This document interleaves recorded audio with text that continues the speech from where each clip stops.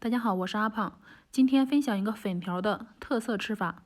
做法很简单，首先准备适量的粉条，放在温水里面泡发。喜欢吃什么肉就放什么肉，我这里准备了鸡腿肉和适量的猪肉，全部切成末备用。加入食用油，用你干净的小手抓拌均匀。红油豆瓣酱剁成末。准备一块鲜姜，剁成末备用。准备一把大蒜，也剁成末。蒜苗、香菜也切成末。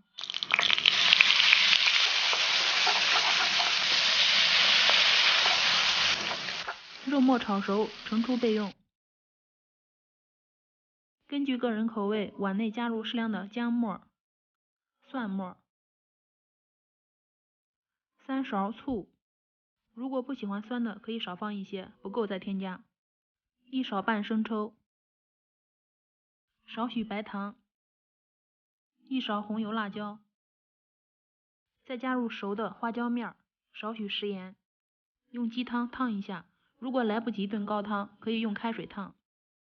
搅拌均匀，水开，下入泡好的粉条。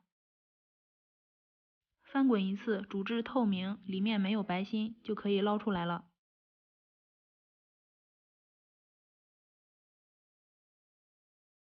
再淋入适量的鸡汤，下入香菜，炒好的肉末，豪华版卤蛋1个，花生米。这是我男神也是小哥寄来的酸菜牛肉酱，特别好吃，放在里面。自制酸辣粉，干净好吃，低调又奢华。好吃，看着吧。喜欢可以先收藏起来试试哦。